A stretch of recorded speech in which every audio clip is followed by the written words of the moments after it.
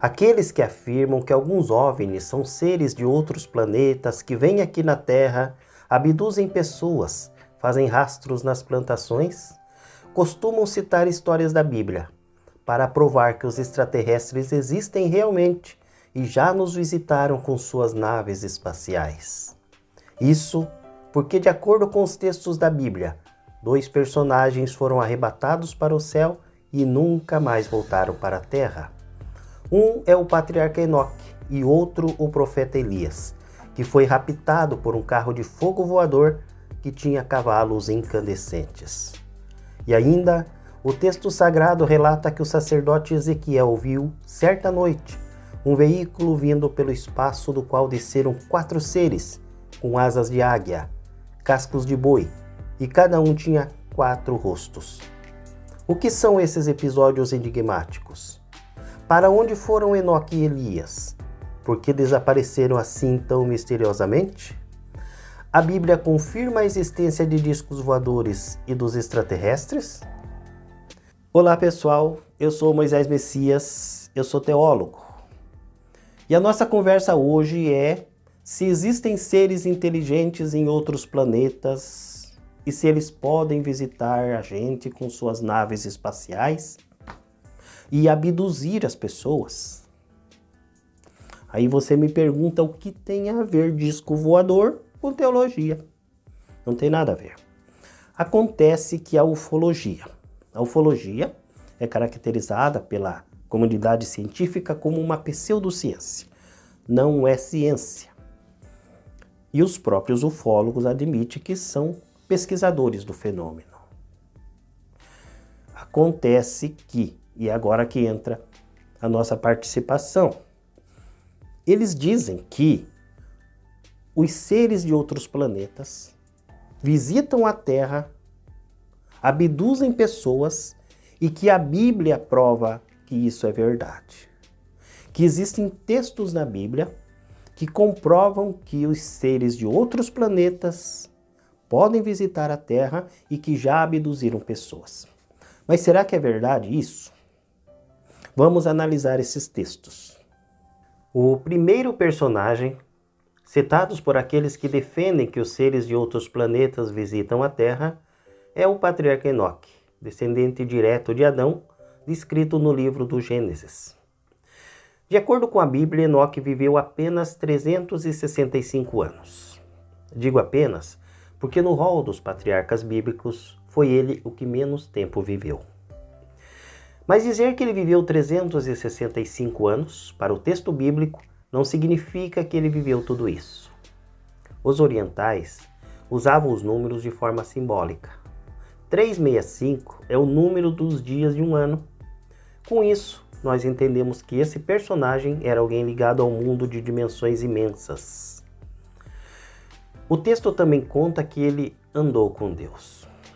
Mas quando a Bíblia quer contar que alguém é muito bom, diz que andou diante de Deus, como é o caso de Abraão, Isaac, Davi, ou que andou perto de Deus, como alguns reis de Israel. Agora, dizer que andou com Deus diz que a pessoa tinha uma santidade e proximidade imensa com Deus.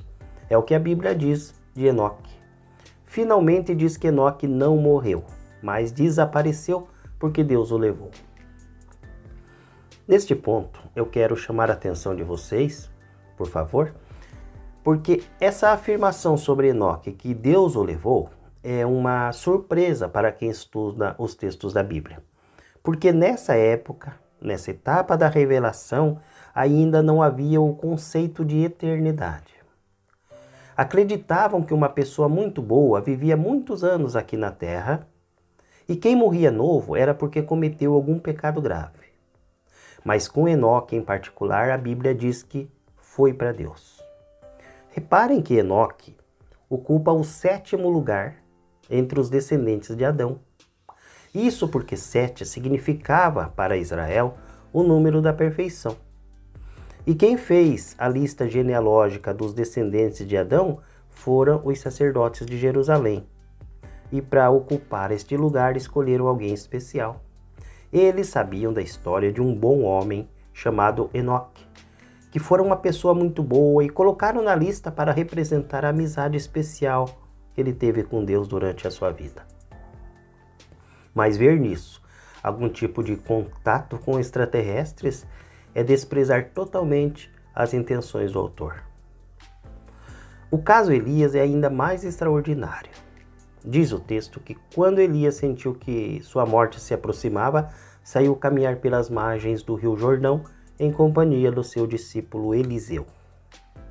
De repente, aparece no céu um carro de guerra que desce, puxado por cavalos de fogo, que arrebata Elias e o faz desaparecer no ar, para o espanto de Eliseu e de outro discípulo que contemplava o acontecimento.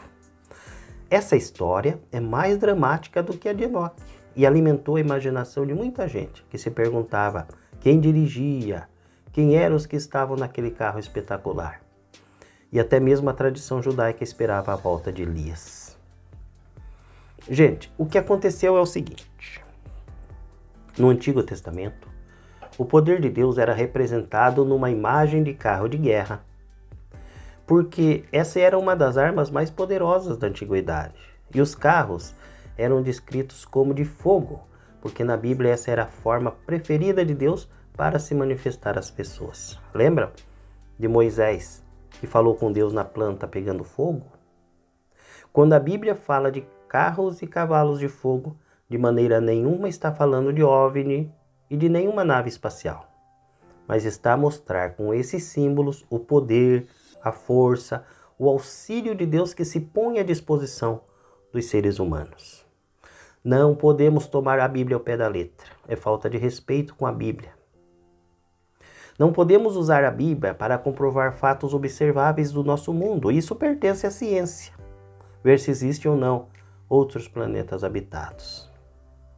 A Bíblia só tem autoridade sobre o inobservável, aquilo que não podemos ver e é relacionado com Deus e as coisas de Deus. Ele usa a cultura ou incultura de uma sociedade para falar de Deus. É assim que a Bíblia faz. E o relato de Elias é uma narração poética. O escritor desejava mostrar com esse tipo de narração que este grande, mais importante profeta de toda a história de Israel teve um final magnífico, digno de sua vida de profeta. Elias teve uma vida inteira lutando para manter a pureza da fé de Israel. E com essa história cheia de símbolos, se presta uma homenagem ao grande profeta. O relato mais impressionante é o que aparece no livro de Ezequiel. Conta-se que numa noite, enquanto o profeta Ezequiel estava admirando o céu da Babilônia, ele viu 4 seres envoltos numa nuvem de fogo descendo aqui na terra. Cada um tinha 4 rostos, 4 caras, na forma de leão, de touro, de águia e ser humano. E tinham ainda 4 asas e as pernas terminadas por cascos. E entre eles havia um carro de 4 rodas, com aros cobertos de óleos e que se movimentavam nas 4 direções. Ezequiel ergueu os olhos e viu que a parte de cima do veículo era uma abóbada luminosa e que brilhava como cristal, e em cima dela havia um trono de safira.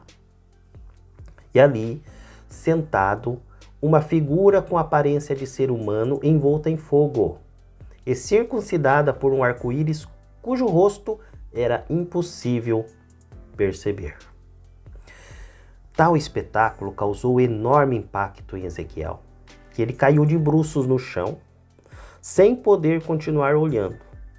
Depois disso, ficou trancado em casa, assombrado com o que viu e sem poder falar.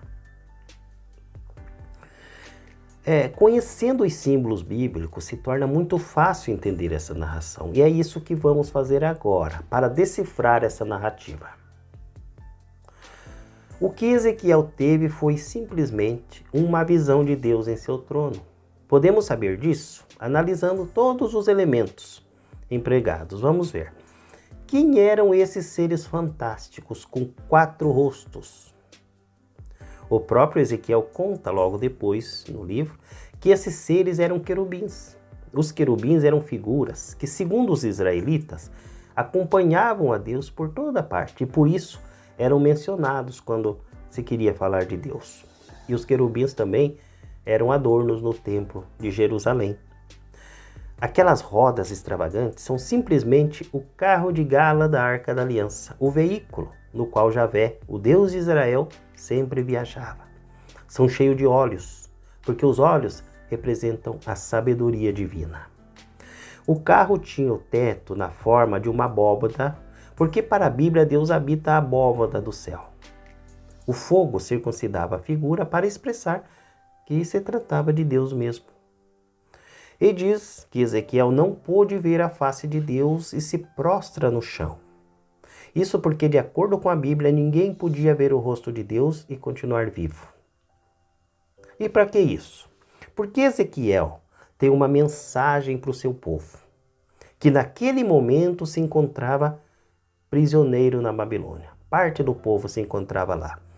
E essa gente se sentia só e abandonada por Deus naquelas terras estrangeiras. Estavam longe do templo de Jerusalém, onde eles acreditavam que Deus estava. E lá, Deus não podia saber dos problemas que enfrentavam ali prisioneiros do rei Nabucodonosor II na Babilônia. Essa narração estranha para nós faz o povo de Israel, prisioneiros na Babilônia, entender que o Deus que eles adoravam em Jerusalém, lá no templo, viera para a Babilônia em seu carro. E assim, com essa narração cheia de símbolos, o profeta mostra para o povo que eles não estavam abandonados. Mostra que Deus não está preso ao templo. Está no templo, mas não preso ao templo. Mas estava presente em todos os lugares. E lá onde o pessoal estava sofrendo. Ele está no lugar onde um filho dele sofre. É lá que Deus está. E às vezes a gente vai procurar ele lá no templo, né? Fica bravo porque não abre as igrejas por causa da pandemia. E querem tanto e brigam. Brigam até com a CNBB. Porque não luta para abrir os templos. Mas eles esquecem que tem outro templo que mais precisa. E Ezequiel está mostrando para essa gente, com esses símbolos todos, que Deus não está preso ao templo. Ele estava lá no templo também, para aqueles que ficaram lá em Jerusalém. Ezequiel mostra que Deus está presente em todos os lugares. Por isso o número 4. 4 seres, 4 asas, 4 caras, 4 rodas, 4 rumos. E esse número na Bíblia simboliza o cosmo, o universo, com os 4 pontos cardeais. Não tem nada a ver com seres extraterrestres. Qualquer leitor daquele tempo compreendia muito bem o sentido dessa narração e entendia a mensagem que o texto transmitia. Existe uma grande razão pela qual a Bíblia não menciona seres de outros planetas, não fala em extraterrestres, não fala de naves, de nada. E nem poderia ter feito. Porque a ideia de universo, de cosmos, que os judeus tinham, e quase todos os povos da antiguidade, da Babilônia, lá no Egito, na Grécia, era bem diferente da que nós temos hoje.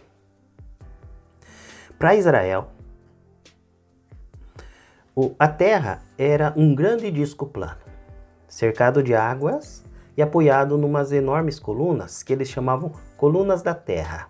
E essas colunas estavam submersas num abismo profundo de águas.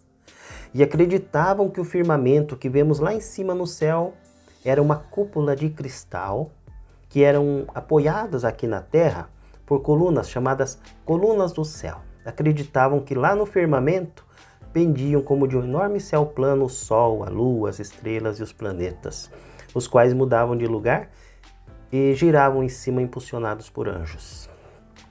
As estrelas e os planetas, segundo a Bíblia, são simples adornos no céu, como se fossem pequenas luzes ou lâmpadas que Deus deixou lá no céu para iluminar e orientar as pessoas durante a noite.